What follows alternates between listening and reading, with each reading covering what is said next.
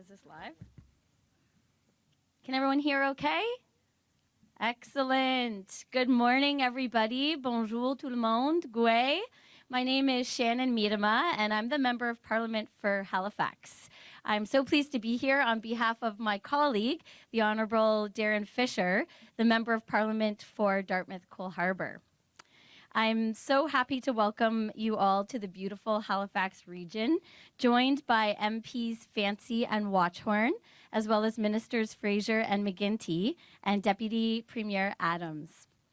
Today, we're gathered on the traditional and unceded territory of the Miedema, which has been a meeting place for generations of explorers, inventors, protectors, and providers. This land is governed by the Peace and Friendship Treaties, which did not cover the surrendering of land, but rather set the rules for a long-standing relationship between nations. Today, we proudly acknowledge that we are all treaty people. As a Member of Parliament for Halifax, I represent a region that is home to one of the largest and most important defense bases. In our city and beyond, the defense industry spans past the boundaries of our bases. It bleeds into our local economy, with key projects and organizations spurring innovation, research, and development that showcases Halifax's ability and potential by creating tangible solutions that make an impact locally, nationally, and globally. Today, we're hosted by one of these organizations. COVE's work brings together defense, science, and industry partners to advance more than marine innovation. It strengthens our naval operations, fuels cutting-edge research and development, and contributes to our national defense in ways that are both practical and forward-looking. COVE is a place where ideas become reality, where designs take shape, and where Canada's ocean future is being actively built with partnerships across sectors. MP Fisher is so sorry he couldn't be here for this announcement today. He has been a longtime supporter and champion of COVE and of the people of Dartmouth Cole Harbour, this community that we're in.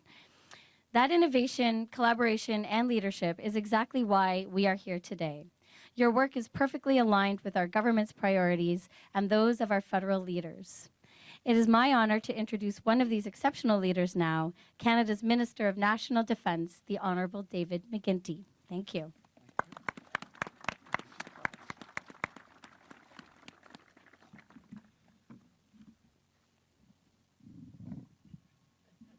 That's better. Good morning, everyone. Bonjour à tous.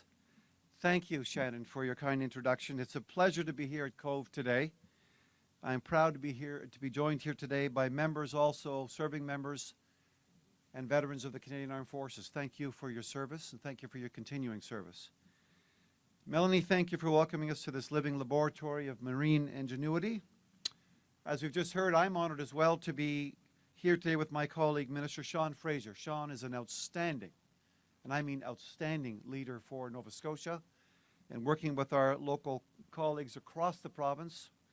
We're here, of course, with Shannon, Tim, and Jessica. Thank you for being here with us today. And thank you to the Nova Scotia Caucus for their relentless advocacy, which has helped make this announcement possible today. As we heard as well, Darren Fisher, our colleague, our Member of Parliament for Dartmouth Cole Harbour, was unable to join us today, but I know he's very lucky to have COVE right here in his riding, and I can assure you, Darren regularly chases me down the hall.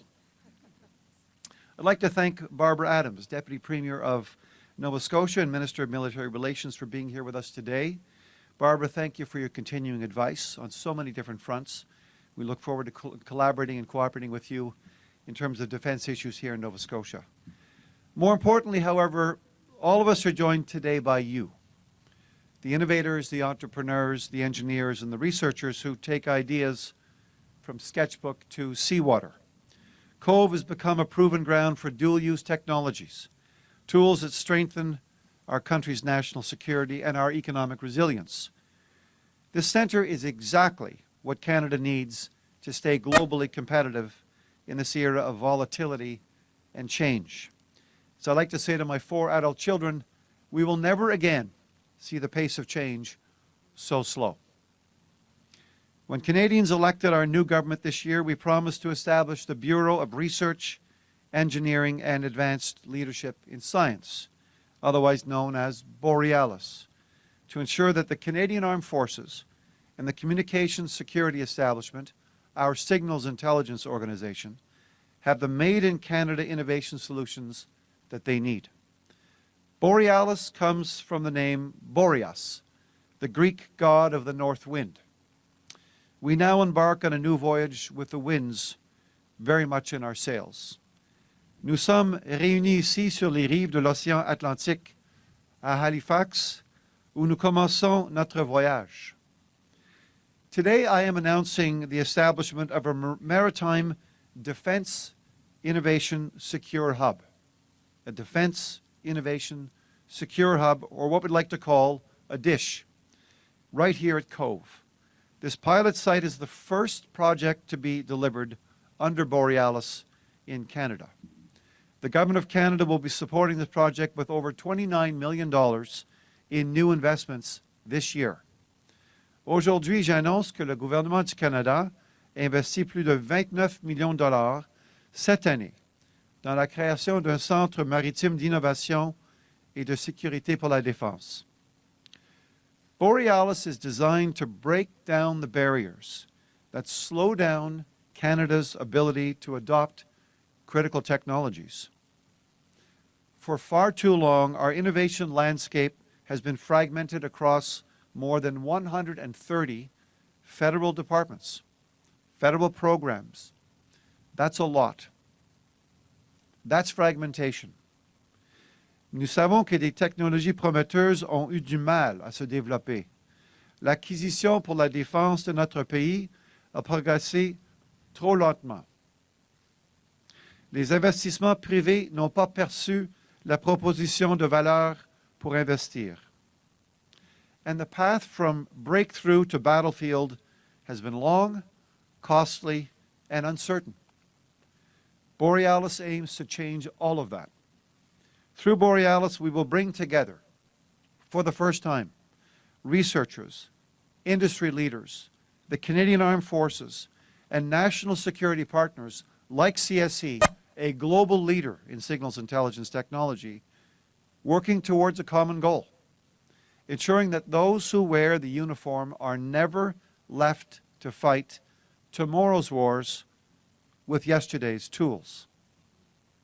Canada's current ecosystem lacks sufficient classified laboratories and spaces for conducting sensitive research.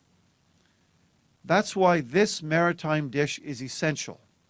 It's a classified space where trusted partners can co-develop, they can test, and they can validate emerging technologies, much like the technology we will see later today from companies here at Cove, such as Omnitech Electronics, Kraken Robotics, and Leeway Marine. These are just some of the great companies that are found here at Cove, which are and will provide the next generation of technology to ensure we maintain the competitive advantage needed to dominate the modern battle space. Look around. Look at the companies that are here. Le DISH Maritime réunira l'industrie, les universités, les opérateurs navals et interarmés, ainsi que les agences fédérales, afin de collaborer au développement et à la transition de nouvelles technologies maritimes. It will focus on critical issues, critical areas like undersea domain awareness, uncrewed and autonomous systems, advanced sensing and surveillance technologies, and AI-enabled maritime analytics. This is all coming at us quickly. We will compete, and we can win in these fields. For local companies and researchers, it will open up new opportunities to develop, to scale, and to export technologies that really matter. For the Canadian Armed Forces, this will ensure new capabilities are shaped by the real missions and the real constraints that our members actually face. And most importantly, this will ensure that these capabilities are delivered in time to meet and match modern threats.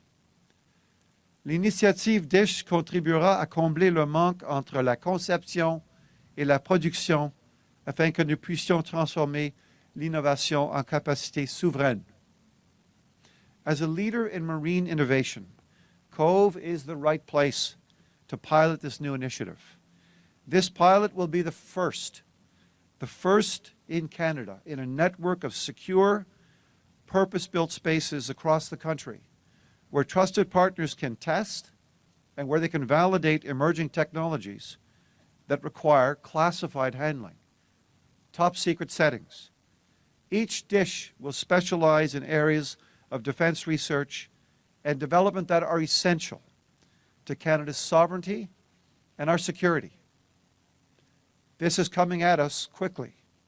Through these hubs, we will lead in areas including quantum, space, artificial intelligence, autonomous systems, Arctic research, and right here in Halifax, marine technology. Earlier this week in Ottawa, I hosted some of the largest Canadian venture capital firms in existence.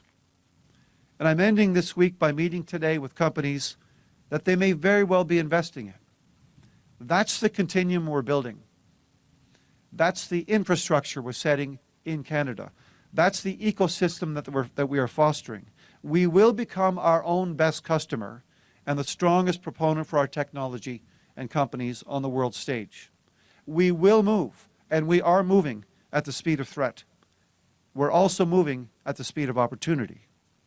Working closely with industry partners, we are building a strong and resilient defense industrial base that supports Canada's defense and our economic needs for decades to come. This is about investment, this is about security and sovereignty, and it's also about jobs.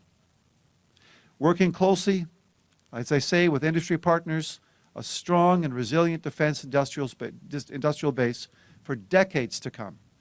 The wind is at our back, and Canada is ready to meet the moment. Thank you so much for being here. Thank you to all the investors, the risk takers, the entrepreneurs, the researchers, the postgraduate students who are digging deep and wide in these critical areas. We need all of us at our best. We will compete and we will win in this area. I'd like to now ask my colleague Sean Fraser, the Minister of Justice, the Attorney General and Minister responsible for the Atlantic Canada Opportunities Agency, an all-round good guy, to take the microphone. Thank you very much.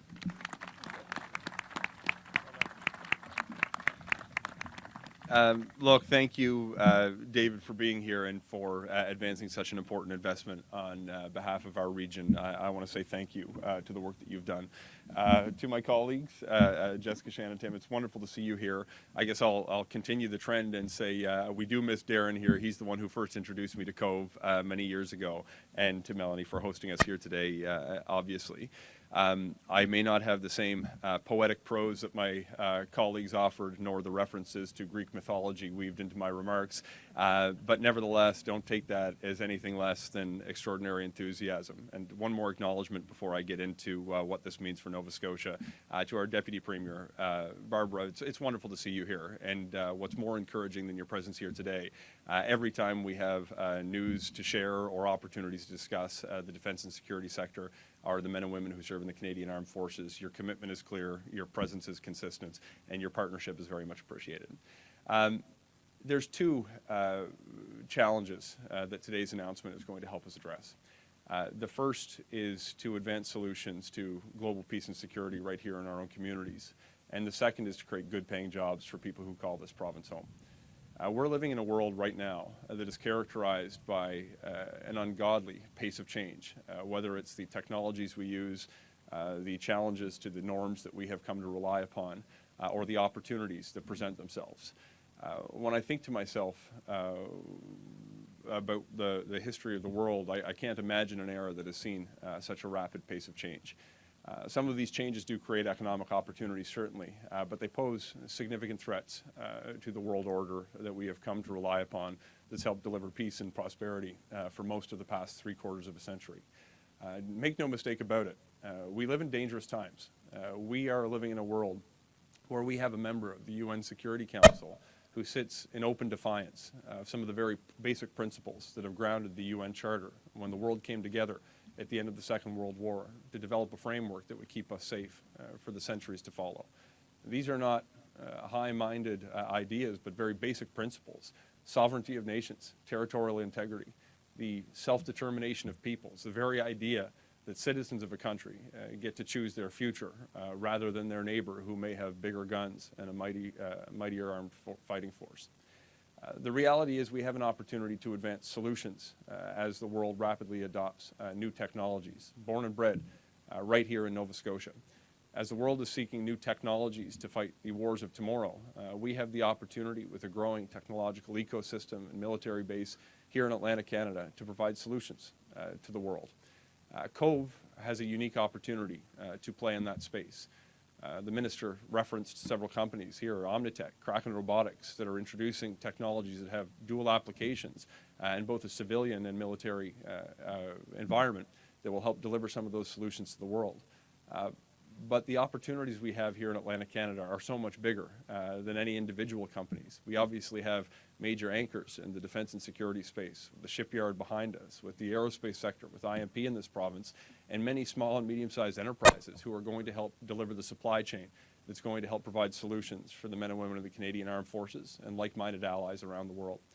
But what excites me about this is not only the opportunity to help solve a problem of global concern, but to help advance the quality of life for people who call this part of the world home. The reason that I first ran for office more than 10 years ago now, which is hard to believe, was the fact that too many people from Atlantic Canada, in order to make a living, to pay down their student loans, to feed their families, had to leave our region to find meaningful work. Now, we have seen meaningful changes over the last number of years. The city has become one of the fastest growing in the entire country, which would not have been possible to me 10 years ago. And we're seeing new and emerging companies, often led by young entrepreneurs that are calling Nova Scotia home, not just because they came from here, but because they see the opportunity to create opportunities for themselves and for their neighbors. When we make the investments in our community that allow people to succeed, we can expect to improve our productivity. We may sit as one of the least productive jurisdictions today, but we don't have to accept that as our future in this part of the world. If we make the investments, we can grow new and exciting industries, and aerospace and defense in particular is a bright spot for the Atlantic Canadian economy. We live in a part of the country that makes up only 6.5% of the national population, but is home to 20% of the workforce in the aerospace and defense sector. By making investments, we're going to capitalize on talent that we have now and create opportunities for more people to call this place home and to find meaningful employment in the years ahead. This is the kind of thing that's going to change people's lives for the better.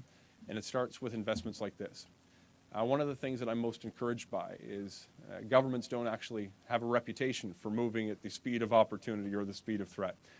But this is a proof point that with a federal budget that established investments in Borealis only really days ago, already leading to investments on the ground to the tune of almost $30 million that's going to create an environment that's going to put thousands of people to work in the future. We are developing an ecosystem that's going to continue to foster this growth, whether it's Cove's presence here today, the Halifax International Security Forum taking place this weekend. We've had DefSec just a number of weeks ago, and of course the team from NATO Diana represented here to ensure that Canadian technologies provide support for our allies around the world. These are exciting times because we're going to be able to stand on our own 2 feet, not rely necessarily on the charity of other provinces to grow our economy, but instead the talented workforce here that's going to create jobs locally and deliver solutions to the world. I'm so proud of the investment that we're making today, so proud of the work that we're doing to support the men and women of the Canadian Armed Forces, and so proud to be an Atlantic Canadian who's going to contribute solutions to the world. Thank you so much.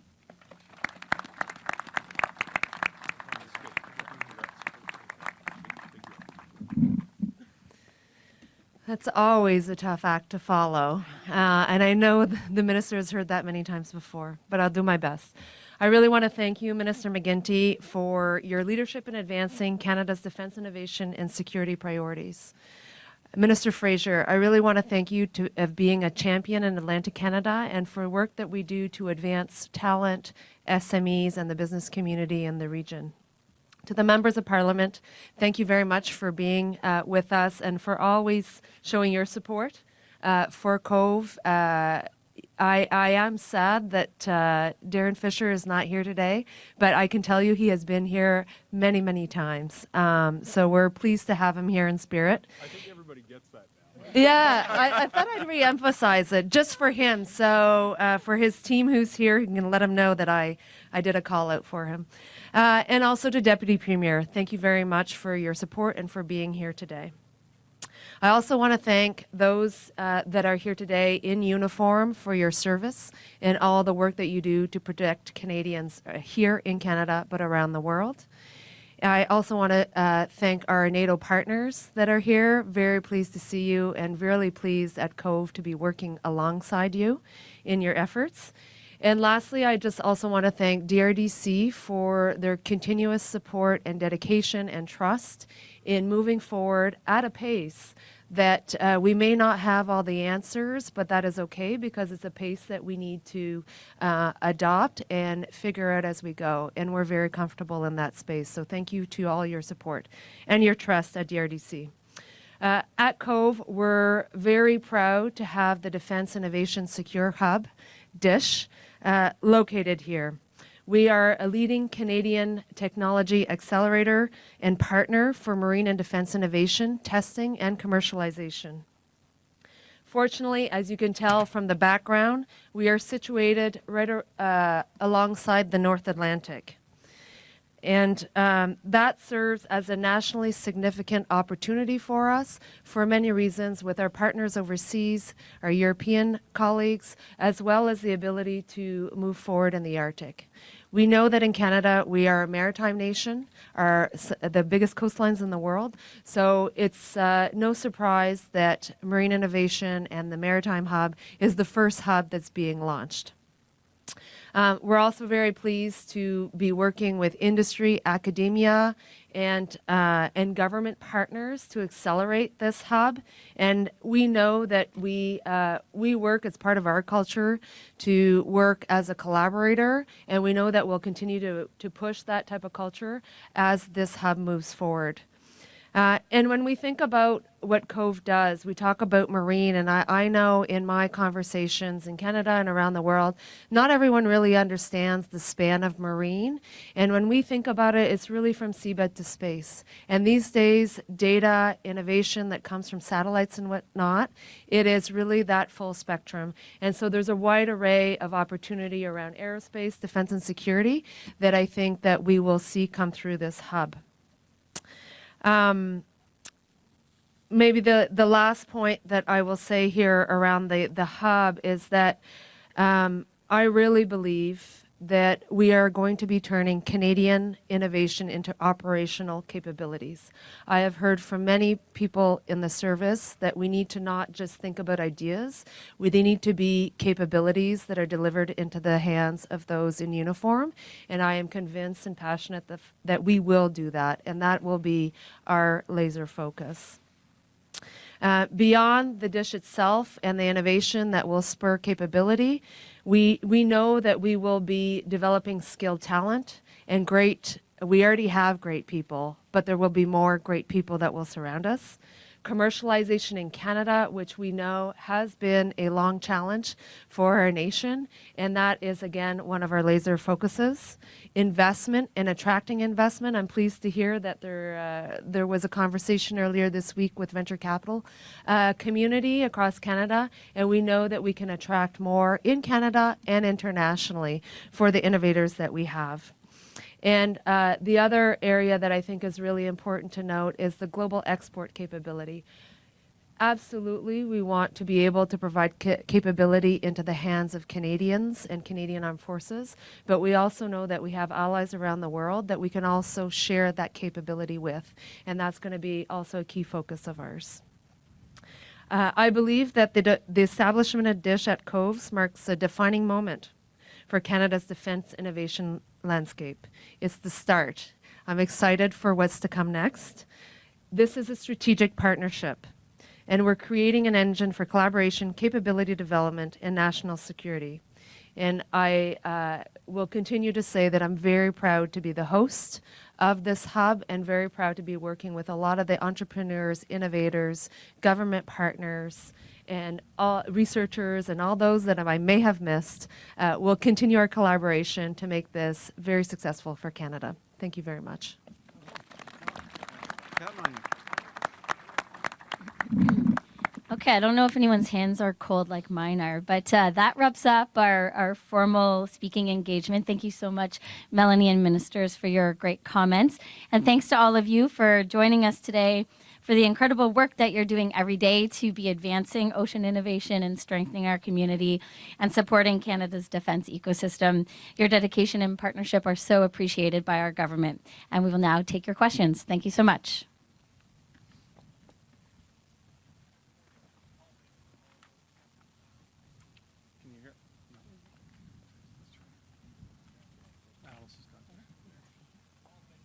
Discussion? Okay. One more time. Yell louder.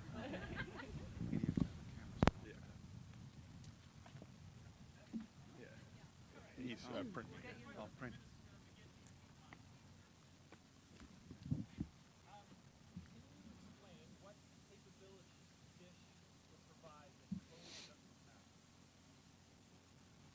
The first thing to remember that is this. This is about a continuum of three things. What do we need in terms of our own capabilities? What can we build and create in Canada? And what can we sell elsewhere to create jobs, promoting exports, sharing and strengthening security and sovereignty with like-minded countries? What we're going to do here is bring together for the first time ever private sector actors and researchers with government, universities, and other partners, like, for example, the Communications Security Establishment, which leads cutting-edge research in areas like cryptography, artificial intelligence. We're going to allow them to actually pursue their research together in a secure facility, in a top-secret facility where nothing comes in and nothing comes out, where they actually share their information, pool their resources, and create what we need going forward. It will also give rise to new intellectual property for Canada, something that's important for us to jealously guard in this space. So this whole effort is about integrating all of the brain power we've got in this country, the risk-taking, the capital, the investment, in a public and private setting in a secure facility. This is the pilot project for more to come. We're contemplating many more across the country. When we launch our defense industrial strategy, which will be forthcoming shortly, we hope, we will identify for Canada and for the private sector where our needs are. How can the private sector, how can investors know where to invest, what to invest in, what to work towards selling if we in the Defense Department don't clearly indicate what it is that we need? So going back full circle, this is about identifying three things. What do we need? What can we build? And what can we sell around the world? Because we can do good for ourselves and we can do well at the same time. Okay, Minister. And my other question is the 29.4 million. That's to renovate one of the Cove buildings to create the secure space. Is it for other things as well? It will involve some physical alterations to the space in order to have a SCIF, a secure facility where you can do this work, have the labs, have the actual computer system to be able to do so. It's a fairly expensive proposition. But it will allow our folks to come together from those sectors and combine their efforts to give rise to all kinds of new ideas and new products that we need, that we can build, and we can sell. Thank you. On investit presque 30 millions de dollars pour aider avec la reconstruction de Cove en partie pour créer des laboratoires, des centres où les gens peuvent venir ensemble du secteur public et secteur privé, où ils peuvent combiner ensemble leurs efforts, leurs atouts, leur background scientifique pour poursuivre la recherche ensemble dans un domaine secret pour adresser les besoins des forces armées canadiennes. C'est une question d'adresser trois grandes priorités. On a besoin de quoi au juste au Canada? Qu'est-ce qu'on peut construire, développer, et qu'est-ce qu'on peut vendre à l'international, à nos partenaires et à nos alliés? Hello, Minister. Haley Ryan, CBC News. Wondering, is Canada's review of future F-35 purchases holding up the resumption of trade negotiations with the Trump administration? I've been very clear on the question of the F-35s for some time. The F-35 acquisition remains under review. And when it's completed, we'll have much more to say about this. But that review is definitely underway.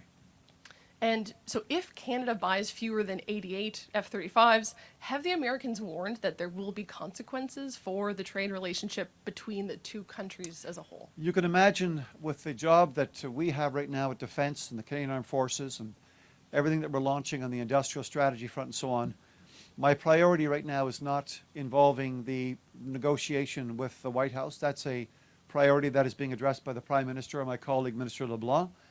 Those questions are more properly put to them. But today is about addressing some of these important needs. And it is important to remember that Canada and the United States continues to cooperate on defense, security, and intelligence. In fact, in my 6 or 7 months in this job, what I've concluded is that there is no daylight between us. We are sharing information, intelligence. We're sharing equipment. We're purchasing equipment. We have integrated supply chains. We're working together on different equipment. We're in lockstep on so many fronts. That's a positive and an important thing for us going forward. Thanks. Hi there. It's a question for Minister Fraser. It's Lindsay Armstrong with Canadian Press. I'm wondering, Minister, if you can provide us with some more detail about your upcoming bill that will include measures to protect children from online sexual exploitation and even tighten child luring laws. Can you tell us more about that? Certainly. Before I address specifically that piece of legislation, know that we've been working on advancing a broader framework to address public safety in Canada over the course of the past several months since the last federal election. It rests on 3 pillars. The first is to adopt stronger criminal laws. The second is to make significant investments in the front line when it comes to law enforcement and border security. And finally, to make upstream investments to help prevent violent crime in the long term, including housing supports, mental health and addictions, and programs for at-risk youth. When it comes to that first pillar on stronger criminal laws, we've already advanced laws to combat hate and to address bail and sentencing reform. But we will have another bill that we intend to table in advance of the Christmas holidays, likely in the next few weeks, given the House sitting schedule. It's going to tackle a few key areas. The first is implementing new reforms when it comes to intimate partner violence, implementing new offenses when it comes to crimes of sexual nature. Importantly, as you pointed out, new measures to help protect kids, as well as addressing delays in the justice system and the rights of victims through the criminal justice process. When it comes to the specific question on protecting kids online, we are looking specifically to target the online exploitation of children, including for sexual purposes, and to strengthen criminal provisions when it comes to child luring and human trafficking involving not just children, but also children. The specific details are being finalized as we speak, and in the next number of weeks, we'll have the opportunity to table a bill for consideration by parliamentarians, and my hope is that MPs from all parties will pass that bill expeditiously to help vulnerable people. Thank you. And back to Minister McGuinty, I would like to ask once again about the F-35. Can you tell us more about the status of the report and if it's something that you've read at this stage? Well, as I said just a moment ago, the review continues. It's an important...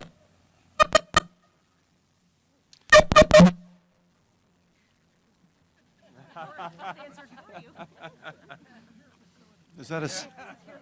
We need a secure facility. As I said a moment ago, the review it's underway. It's an important, deep review, of course. It's a very important acquisition for Canada going forward. A fleet of fighter jets is not something we take lightly at all. So this is something that is continuing and it's well underway. When it's complete, we'll have a lot more to say about it.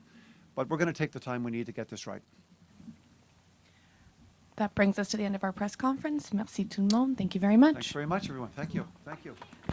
Congrats. It's a big deal for Nova Scotia. Yeah, it's going to be great.